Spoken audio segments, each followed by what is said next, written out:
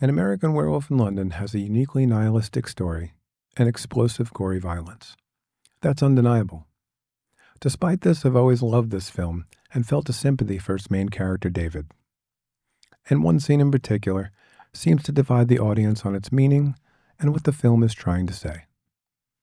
American Werewolf was a hit upon release, grossing $62 million on a $6 million budget. I was surprised to find out this movie is classified as a comedy. I never felt that way. Director John Landis has been quoted saying it is definitely not a comedy. He sat on the script for over a decade. No film studio wanted to make it. He was told it was too funny for horror and too horrifying for comedy. That being said, there are many comedic moments throughout the film.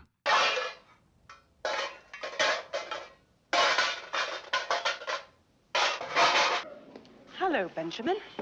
No. No what? No. Well, all right, then be like that.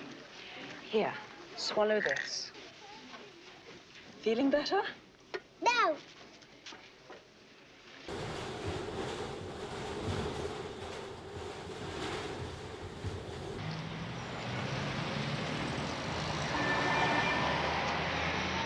A lot of weather we've been having lately.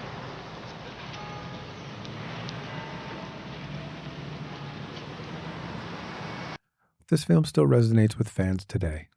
It balances its comedic elements and shockingly violent moments in such a masterful way. The story follows two young American men on holiday in Europe. David and his friend Jack find themselves in the English countryside. They spot a small town and an old-fashioned pub with an eerie title, The Slaughtered Lamb. Ironically, the sign has a wolf's decapitated head, not a lamb. After angering the townsfolk, they are tossed back out into the bleak weather, stumbling through the darkness. Jack is suddenly and viciously attacked by a huge black wolf that lunges and tears out his throat. David is also injured, but he's saved when the townsfolk shoot and kill the beast.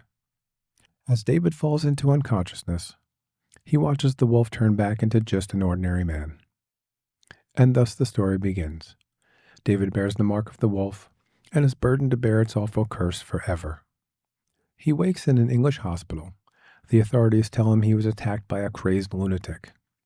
David knows they were attacked by a huge animal, but no one will believe him. During his stay, he suffers horrific nightmares over and over again. There aren't many horror movies that have given me nightmares, but American Werewolf in London is one of them. It wasn't the huge werewolf tearing people in half that did it. It was those damn Nazi demons knocking on the door that scared the hell out of me. These creatures arrive wearing Nazi uniforms and toting submachine guns. As David's father opens the door, the demons open fire, systematically murdering his entire family as he's forced to watch. The last demon slits David's throat, and he's jolted awake. Of all the horror movies I've ever seen, this film was the one to give me nightmares. Anyway, back to the story. Jack appears to him in the hospital, torn to shreds, with a gaping wound across his throat. He tells David that they were attacked by a werewolf and that he will become a wolf under the next full moon. David doesn't know whether he's awake, asleep, or going mad. He is scared, confused, and feeling completely alone. A beautiful young nurse named Alex Price feels sympathy for him, and he tells her that he's going insane. He's afraid he might hurt or kill someone. She convinces him it was just a nightmare, and they begin to bond. Nurse Alex falls for him, and she takes him home. Their time is brief, but a deep romance begins to build between them. We as viewers know their love story will not end well. Alex tells him, I find you very attractive and a little bit sad. They make love and David begins to feel whole again. That is, until Jack reappears, now more decayed and rotting than ever before. Jack tells him he will murder and make others suffer as undead ghouls. They will walk in limbo throughout eternity. That is, unless David takes his own life and severs the wolf's bloodline. David refuses to believe him. Nurse Price hears David arguing with no one and comes to comfort him. She believes he is feeling guilty for Jack's death and that this guilt is manifesting into nightmares. David asks if she's ever seen a film called The Wolfman. Why are you telling me this? No, listen. Claude Rains is Lon Chaney's father, and he ends up killing him. Well, I think that a werewolf can only be killed by someone who loves him. I remember seeing American Werewolf on VHS and being blown away by the amazing special effects. When Griffin Dunne, the actor who portrays Jack, saw his torn and tattered face in the mirror, he went into a slight depression. It was that horrifying. Other actors avoided him and couldn't eat breakfast if he was in the room. And David's werewolf transformation scene is still revered as groundbreaking. Rick Baker's special effects absolutely stand the test of time. John Landis felt that a full-body transformation should be painful, physical, and upsetting, not dreamy or elegant. He wanted to hear bones cracking and to not cut away like other werewolf films. He wanted viewers to experience each moment of David's pain with him, and they did.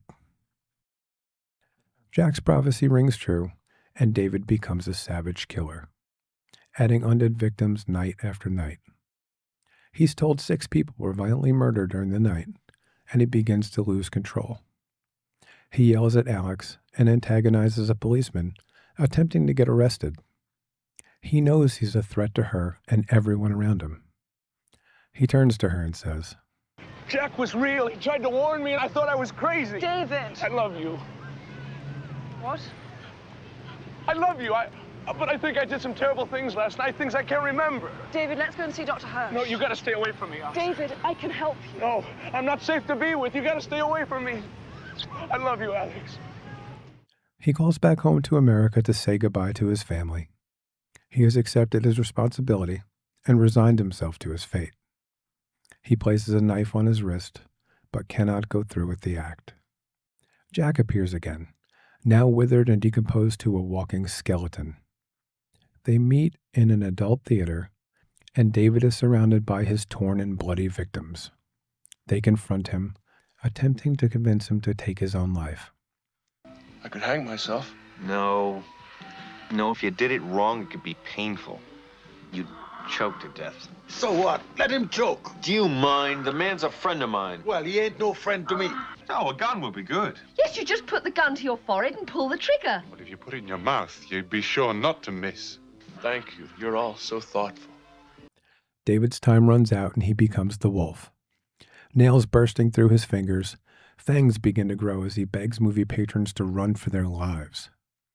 What follows is a horrendous and bloody feeding frenzy as the huge wolf tears through Piccadilly Circus, not only ripping citizens to shreds, but causing fatal car accidents and complete panic. Swarms of police and armed soldiers descend on the area. And that brings us to the controversial finale and the scene that makes the film so memorable. Nurse Alex is awakened and told about a mad dog on a bloody rampage. She races to the scene and finds a squad of soldiers armed with rifles blocking an alley. At the end of the alley is a huge and monstrous werewolf, bearing its bloody fangs. Alex pushes past the soldiers and confronts the wolf alone. She doesn't see a monster. She only sees the man she loves. The alley is a dead end. There is nowhere left to run. Alex is too close to escape. Alex begs him to let her help him, to surrender. Then she says, I love you, David. For a brief second, we see his eyes go soft. It's David. He hears her, understands what he has become, and lunges forward. It's the only way he can end the curse without killing her. I've seen arguments saying David was never in control of the wolf, and viewers always have the right to their own interpretation of a story or a film. That being said, I stand by my belief. David decided his fate to spare her any more pain. The film ends with a weeping and broken-hearted Alex standing over David's body, now returned to its human form. The film is an amazing blend of comedy, love story, and gory horror. Truly unique, and still the best werewolf movie ever made. What did you think of American Werewolf in London? Was it scary, or more of a dark comedy? Do you agree with my take, or am I way off? Either way, I hope you join me for the next review, and as always, thanks for watching.